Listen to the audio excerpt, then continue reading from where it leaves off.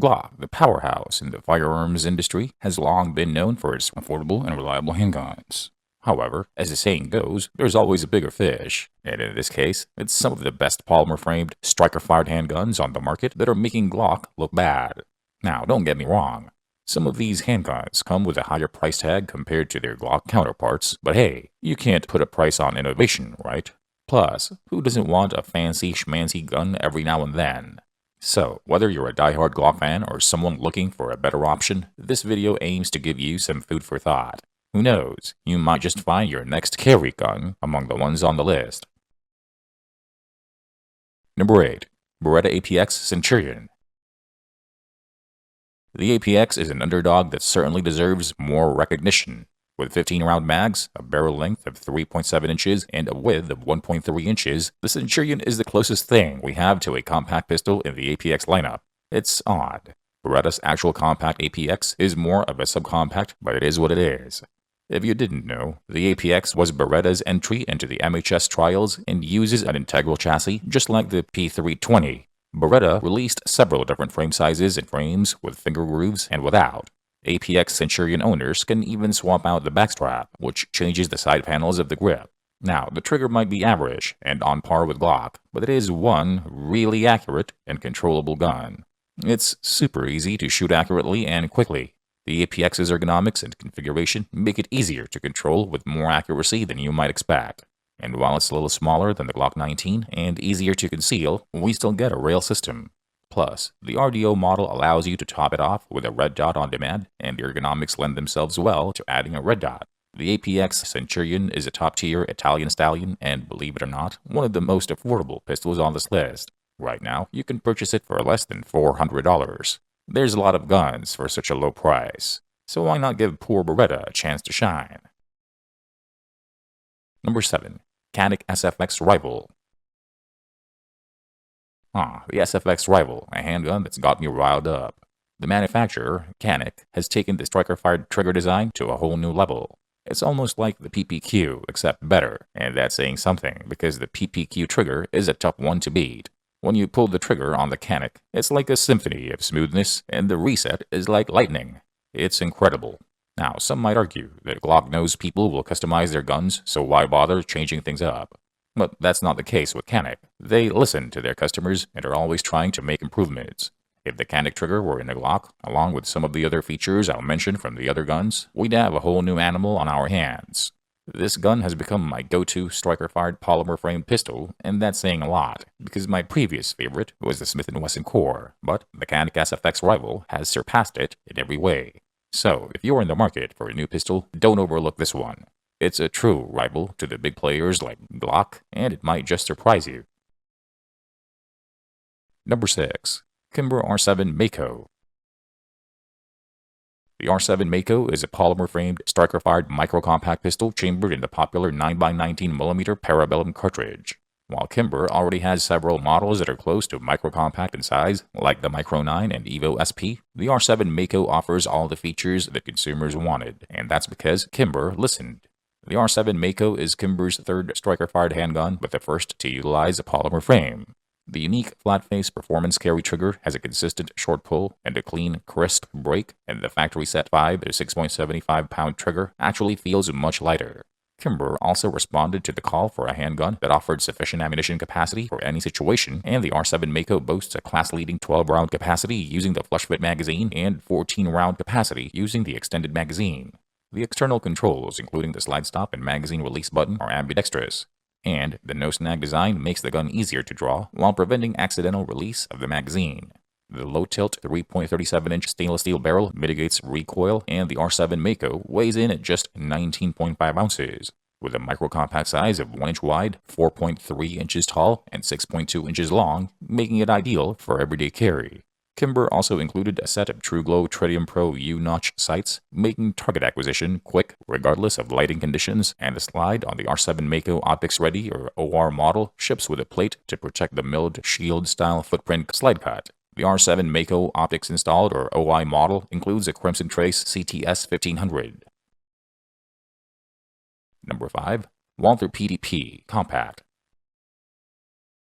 The Walther PDP is the successor and evolution of the beloved PPQ, and it's safe to say that Walther knocked it out of the park with the PDP. Not only is the PDP red dot ready, but it's also the first pistol that was designed with the use of red dots in mind. It features a 4-inch barrel, a width of 1.34 inches, and a magazine capacity of 15 rounds. But it's not just the specs that make this gun stand out. It's the ergonomics that really steal the show. Walther designed the gun's grip ergonomics around using a red dot, and it shows. Finding the dot and completing a good presentation of the gun is a breeze, making the PDP compact incredibly quick on target. That, my friends, is innovative and makes the PDP stand out from the crowd. And let's not forget about that amazing trigger. It's even better than the PPQ with a shorter travel and a tactile reset you can't miss. The ergonomics of the PDP are awesome, and the gun feels so good in the hand. The grip texture and slide serrations are aggressive and sticky, which only adds to the PDP's charm. All the controls on the PDP are large and easy to engage, especially the slide lock. Plus, Walther allows you to swap frames and slides to create numerous gun configurations. How cool is that? Now, Glock may come in cheaper at both gun and magazine prices, but let's be real. The PDP is the better investment. In more respects, Walther's compact model blows the Glock away and is truly an awesome gun. Number 4. H&K VP9. If you're looking for a top-tier pistol, the HK VP9 is definitely worth considering, even if it costs a bit more than the Glock 19. The VP9 has been around for years, but its features still make it stand out.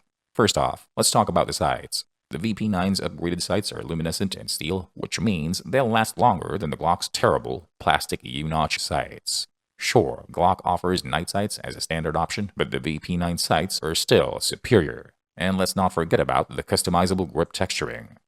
The VP9 allows you to change the backstrap and side panels in 27 different ways, so you can find the perfect fit for your hand and shooting style. Moving on to the trigger, the VP9's flat-faced performance trigger is a thing of beauty.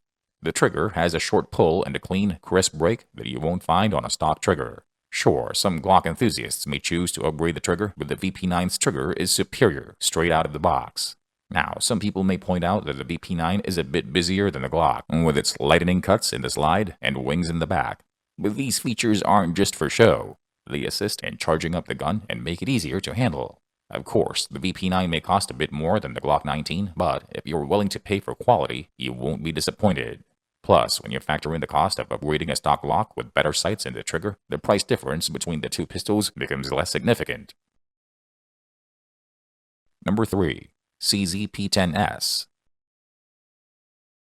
Let's talk about the CZ-P10S, a striker-fired handgun that's worth mentioning. Sure, the P10C is slightly bigger than this one, but that doesn't take away from the fact that this is CZ's first striker-fired handgun.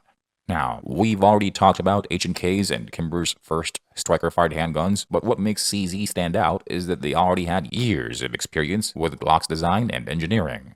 They knew what worked, and they knew how to make it even better. What really impresses me about the CZ-P10S is their safe action trigger. They've got it down to a science, and when you pull the trigger, you know what to expect. It's not the lightest trigger in the world, but it's predictable, and the gun shoots like a dream. With front and rear slide serrations and optics-ready models available, this gun is a total package. One thing I'd love to see from CZ is a single-stack or half-stack gun to compete with the Glock 43X and the Shield Pluses. But even without that, the CZ-P10S is still impressive. The steel sights and amazing trigger alone make it a great option. Now, some people accuse me of being a Glock hater, but I love Glock so much that you can say I'm a frustrated Glock lover. They have some of the best firearms engineers in the industry, but they're not utilizing their potential. Like, where's the new Glock rifle? Or the PDW? Or the PCC? They could even make a steel-framed version, and they would go out of stock in a jiffy. Glock has the ability to create some really cool things, possibly even better than the companies we've talked about, but Gaston likes to rest on his laurels. Number 2. Smith & Wesson Shield M2.0. It seems like Big Blue, aka Smith & Wesson, has been shooting to the top, surpassing Glock with their Shield and M2.0 series, at least in my opinion. And don't just take my word for it. Take a look at the upgraded sights on the core model M2.0, which are steel and superior to the standard plastic sights on a Glock.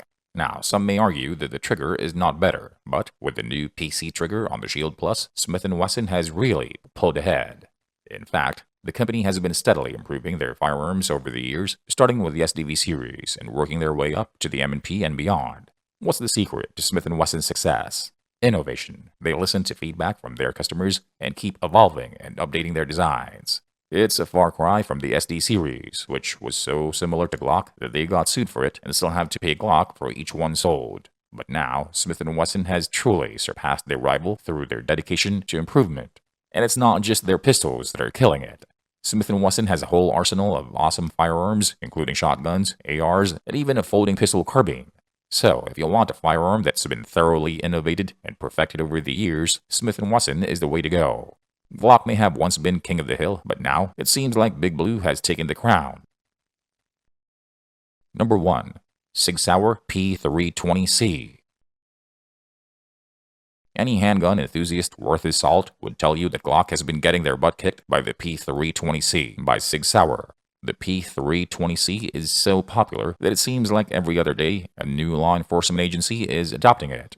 And let's not forget that even the military has jumped on the bandwagon.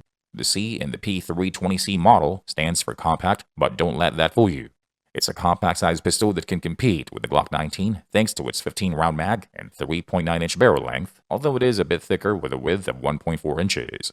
SIG loves to offer various configurations, and the P320C comes in more than a few different flavors. But even just the standard model boasts one significant advantage: modularity. The FCU, or Fire Control Unit, is the actual gun portion of the P320C, meaning that shooters can easily remove the FCU and swap out grip modules and slide sizes to their heart's content. I personally use a variety of grip modules with my P320C, including one that lets me use P365 mags. But that's not all. Sig Sauer is also known for including high-quality all-metal sights, which are usually SIG Light night sights. Plus, they offer numerous optics-ready models, ambidextrous or reversible controls, and that 1911-like grip angle that we Americans adore. So, what does Glock do better? Well, they do offer magazines that are a bit more affordable, but that's about it. Hopefully, the P320C forces Glock to step up their game and release some much-needed innovations to the market. Like, come on, Gaston, when will the Glock 46 drop? And that's all I have for you in this video. Were there other handguns that you believe should have made the list? Tell us about it in the comments. Please like, share, subscribe, and click on that bell icon so you don't miss out on future videos. Thanks for watching, and I'll see you in the next one.